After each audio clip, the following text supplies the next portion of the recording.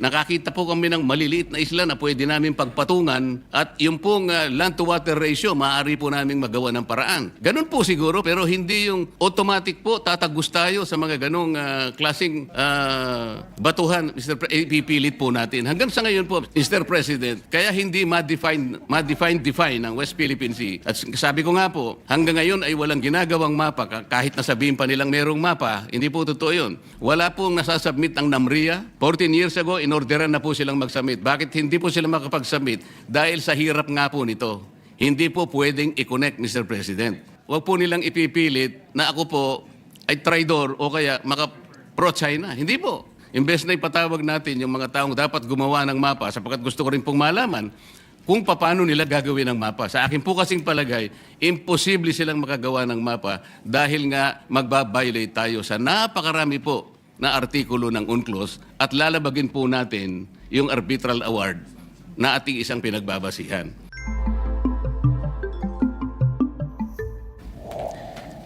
Gusto ko lang pong magpaliwanag sa mga ilang bagay dahil sa humaba po yung interpellation noon dahil sa isang napakaliit na issue lang na pinalaki po ng mga pangyayari. Nung panahon na ako po ay nag-interpellate, nagkaroon po ng misconception about the West Philippine Sea at saka yung ating exclusive economic zone. Kumbaga po sa pagluluto natin, Mr. Chair, ang nangyari po, nagluluto po tayo ng simpleng ulam lang, naging chop suey po. At nung maging chop suey po, lalo pa pong lumaki sapagkat meron pa pong napakaraming mga tao ang sumausaw at naglagay po ng seasoning. Isa po sa taong sumausaw sa issue, Mr. President, yung dating Justice ng Korte Suprema, si Justice Carpio, at saka yung isang profesor yata ng Universidad ng Pilipinas, nangangalang J. Batong Bakal. Napakasimple po ng gusto ko lamang pong matukoy noon, Mr. President, na dahil nga po sa mga batas na ginawa natin, nung dinidefine natin ang West Philippine Sea, isinama po natin yung Kalayaan Island Group. Sinasabi ko lamang po na kaya tayo nagkaroon ng matinding hindi pagkakaunawaan. Marami po kasing sektor na nagsabi na ba't nyo pa pag-uusapan yung West Philippine Sea? Nanalo na tayo sa arbitral tribunal at na-define na nga ang ating exclusive economic zone. So ang nangyari po, akala nila yung exclusive economic zone, siya na rin yung West Philippine Sea, hindi po. Napakadali pong i-define ng ating exclusive economic zone kung paano nating madidefine din ang ating territorial sea at ang ating contiguous zone, even our continental shelf at ang ating territorial sea, sapagkat magsisimula nga po doon sa archipelagic baselines. Ang nagiging problema po, pinipilit nila na yung West Philippine Sea kagaya na rin ng EEZ. Hindi po. Nung isama po yung Kalayaan Island Group, nakalimutan po nila na yung ibang features na sinasako po ng ating bansa, halimbawa po yung pag-asa, yung parola, yung kota, yung lankyam, ito po ay 200 nautical miles away from the baseline, ay from the EEZ. Kaya nasa labas po sila. Alam po nyo, Mr. President, nung nagkaroon po tayo ng hearing sa CA, tinangka ko pong itanong sa ating ilang mga miyembro ng Armed Forces na nandoon, 35 po sila, Mr. President. Nalungkot po ako nung malaman ko sa sagot nila, hindi pala nila alam na yung ating mga occupied territories sa KIG ay nasa labas po ng ating exclusive economic zone.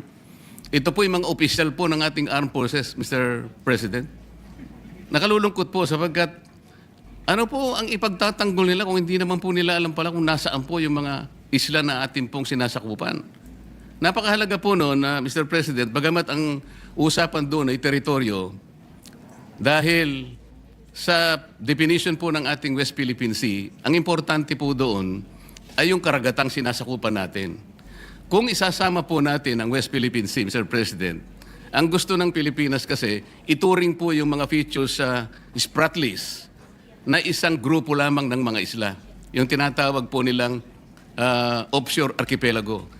Ang sabi po ng arbitral tribunal, Mr. President, hindi po ninyo magagawa yan, sabi niya, sa Pilipinas. Tama na kayo po ay isang archipelagic nation, Ngunit, hindi nyo magagawa yan sapagkat you will not be able to meet the requirements of land and water ratio. Kung di po ako nagkakali, Mr. President, ang ratio po is 1 to about 9.135, something like that. Ibig sabihin po, meron pong standard na pagitan po kasi ng baselines kung saan mo ikakapit yung baseline. Kasi magkakalayo po sila eh. Lalong-lalo na po doon sa mga ibang features, Mr. President, na hindi okupado ng Pilipinas. Ang dami po nun.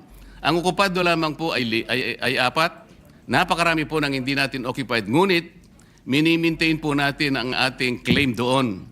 Ano po ang pinaka-imposible doon, Mr. President? Hindi po natin pwede silang isali yung karagatan arising from this maritime features in the Calayan Island Group dahil lalabag po tayo sa dalawang aspeto. Number 1, yung UNCLOS po, hindi tayo papayagan. Kasi po, yung Article 7 po ng UNCLOS, Mr. President, ito po yung tinatawag na straight baselines.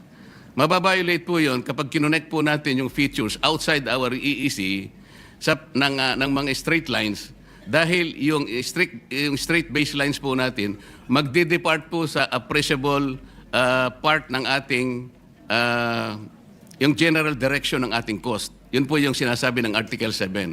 Dahil po kasi sa layo nila, more than 200 nautical miles from our EEC. Pagkatapos po, yung Article 47, Mr. President, ito po yung archipelagic baselines. Mababiolate po, ito po yung sinasabi nating ratio of water to land. Dahil nga po, hindi pinapayagang dapat magkakalayo yung features at may encircle mo sila to treat them as one group of islands. Hindi sila pwedeng i-classify na isang unit lamang para lang mag-generate ng sarili nilang maritime space. Ngayon, ito po yung nangyari. Dahil imposible po, dahil nga sa Article 89 naman po, ng UNCLOS din, Mr. President, hindi po natin pwedeng i-appropriate ang high seas. Nakalagay po talaga. Yung mga features po na malalayo sa ating exclusive economic zone, Mr. President, ang layo na po nasa high seas na. Sa layo nila sa bawat isa, they are also separated by high seas. Kapag kinonect po natin mula dun sa ating exclusive economic zone, ma-appropriate po natin ang high seas, mababiolate po natin ang 3 artikulo ng UNCLOS. Pati po yung tribunal ay inconsistent na rin po yung tayo natin. Sinabi rin po niya sa China yun eh. Maski na ikaw, China, sabi niya, you cannot regard this Pratt list as one group of islands or to regard it as one unit dahil hindi ka naman archipelagic country. China, sabi niya, ikaw ay isang continental state. So kapwa po tayo pinagbawalan. Ano po ang aking gustong palabasin dito, Mr. President? Hindi po natin pwedeng saklawin yung KIG. Pero liliwanagin ko po, yung KIG, atin po yun eh. Ang pinag-uusapan natin, land features, teritoryo po yun, Mr. President. Ibang bagay yun. Hindi ko po sinasabang hindi atin yun. Ngunit dahil ang pinag-uusapan natin, West Philippine Sea, yung katubigan natin, imposible pong i-connect natin yung ating exclusive economic zone at ituloy po natin doon sa territorial sea na generate po ng napakaraming features. Magkakamali po tayo. Yun ang pinagbabawalan tayo. Ngayon, bakit po nung nag-hearing tayo sa CA, paano ko po nasabi na imposible yun kako doon sa representative po ng Armed Forces? May hirapan po kayo, imposible, dahil malalabag po natin ang napakaraming artikulo ng UNCLOS. Hindi po natin mai-enclose, hindi po natin makokonect yung territorial seas nung napakaraming features na yon na ating ino-occupy. Magkakamali po tayo at baka sakali, kung gusto nyong gawin, we cannot do that unless, sabi ko, we give up our itong KIG. Hindi ko po sinasabi na i-give up natin. I am only trying to reinforce the argument na hindi at imposible natin gawin. Sapagkat atin yung teritoryo, pero sa tubig, hindi po natin pwedeng itagos yung mga baselines dahil magkakasala tayo at lalabag po tayo sa UNCLOS mismo. Ang dami po ngayong mga gumagawa ng kung ano-anong salita Sumama na nga po yung napakaraming tao na sinasabi ko raw, i-give up natin ang KIG. Mr. President, kahit kailan hindi ko sinabi yun. Teritoryo po yun, land features po yun, hindi sakop po ng arbitral tribunal. Ang sinasakop lang po ng tribunal, yung tubig po. Kaya lang magkaintindihan tayo. Hindi ko sinasabing hindi atin yon. Teritoryo na natin yon dahil occupied na po natin yon. Ngunit ang pinag-uusapan lang po, yung tubig nila, hindi natin pwedeng i-connect doon sa ating exclusive economic zone. Kasalanan po yun. Mali po yun. Kaya yung nagsasabi po na, ayun po, dahil ina-advocate ko raw po na i-give up natin. Saan naman po kayo nakakita ng ganun, Mr. President? Ang dami pang AIs ngayon. Nabanggit na rin po kanina. Senador po kami daw. Kami po ay mga traidor. Paano po bang magiging traidor ang isang tao? Nililinaw lang po ang basihan na sinasabi natin kung gusto nating magkaroon ng West Philippine Sea o di makiusap tayo. Siguro pag-usapan natin sa pamamagitan ng United Nations na pwede po ba namin gamitin yung ilang mapa na ito-drawing namin at kung inaakala po ninyong mahaba po yung pagitan, nakakita po kami ng maliliit na isla na pwede namin pagpatungan at yung pong land-to-water ratio, maaari po namin magawa ng paraan. Ganun po siguro, pero hindi yung automatic po, tatagos tayo sa mga ganong klaseng batuhan, ipipilit po natin. Hanggang sa ngayon po, Mr. President, kaya hindi ma-define ng West Philippine Sea. At sabi ko nga po, hanggang ngayon ay walang ginagawang mapa, kahit nasabihin pa nilang merong mapa, hindi po totoo yun. Mr. President, kahit ngayon, pwede po ninyong konsultahin yung tinatawag nilang DOALOS, Mr. President. Ito po yung Division for Ocean Affairs and the Law of the Sea na nasa opisina ng United Nations. Wala pong nasasubmit ang NAMRIA. 14 years ago, inorderan na po silang mag-submit. Bakit hindi po sila makapag-submit? Dahil sa hirap nga po nito. Hindi po pwedeng i-connect, Mr. President. Yun lamang po. Kaya, wag po nilang ipipilit na ako po ay traidor o kaya pro-China. Hindi po. Mr. President, naghahanap lang po tayo ng katarungan at katwiran dito. Kailangan maabisuhan po natin ang Coast Guard na kung ano man ang kanilang pinagsasabi rito, nagkakamali po kayo sapagkat wala pa pong West Philippines, wala pa po tayong mapa. Ang West Philippine Sea, nagkakaintindihan po tayo, gusto nating gawin, gusto nating i-drawing, pero pagsikapan po natin kung paano natin talaga i-drawing sa harap ng napakaraming legal impediments na nakaharap sa atin. Yun po yung gusto kong linawin, Mr. President. Ngayon, kaugnay po doon sa pagbobotohan natin ngayon. Kagaya po na sinabi ni Senator Cayetano, Mr. President. Talagang ako po nagtataka, ikukondem po natin ang public statements ng China na hindi ko po nakikita alin-alin po yung mga public statements para po tayong napunta sa eleksyon, mag-i-elect po tayo, pero wala pong kandidato, paano po tayong boboto? Yun po yung pinaka-problema natin.